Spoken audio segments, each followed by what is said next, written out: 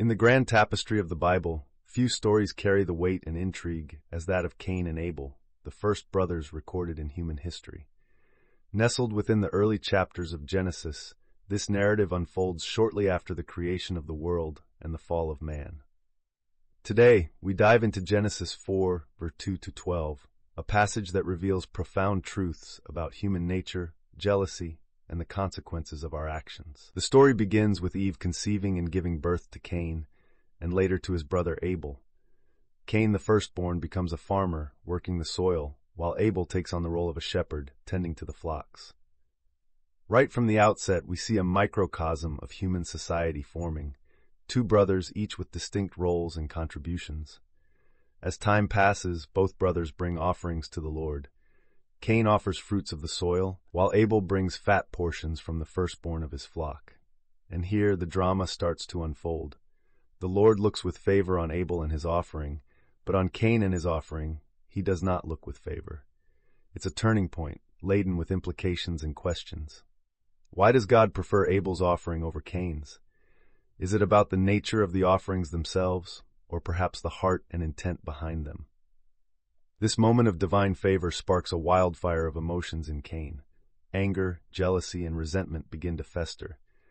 The Lord, observing Cain's downfall into these darker feelings, gently admonishes him.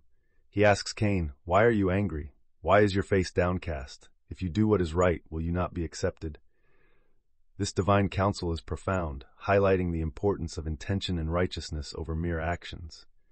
But the warning does not stop there. God continues, "But if you do not do what is right, sin is crouching at your door. It desires to have you, but you must rule over it." This imagery of sin as a predatory force waiting to pounce is powerful and timeless. It serves as a reminder that negative emotions, if left unchecked, can lead us down a destructive path.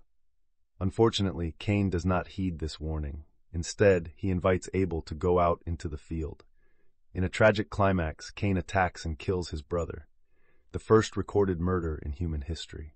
This act of violence marks not just a personal tragedy, but a profound moment in the narrative of humanity. When God confronts Cain asking, "Where is your brother Abel?" Cain's infamous response echoes through time, "I don't know. Am I my brother's keeper?" This reply is dripping with defiance and neglects the profound moral and ethical responsibility humans have towards one another. The Lord's response to Cain is both just and sorrowful. He says, "What have you done? Listen, your brother's blood cries out to me from the ground. Now you are under a curse and driven from the ground, which opened its mouth to receive your brother's blood from your hand." This pronouncement reveals the weight of Cain's actions. The earth itself, once a source of sustenance, now rejects him. Cain becomes a restless wanderer, bearing the consequences of his deed. But the story isn't just about punishment. It's also about measures of protection and grace. God places a mark on Cain to protect him from being killed, showing that even in judgment, there is mercy. The tale of Cain and Abel is rich with themes that resonate with our modern experiences: sibling rivalry, jealousy, anger, and the eternal struggle to master our darker impulses. It's a story that invites us to reflect on our own lives and the choices we make. Think about the moments in your life when jealousy or anger crept in. How did you address those feelings? Or did you, like Cain, allow them to lead you down a path of regret?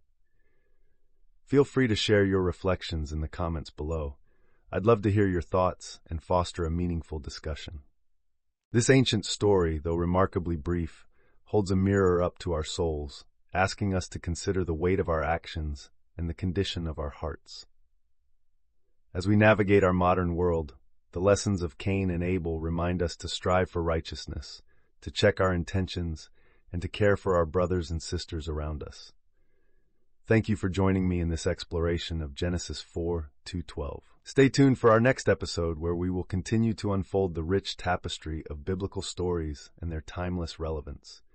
Until then, ponder on this tale of the first brothers, and remember, our actions ripple through history, shaping the world for better or worse.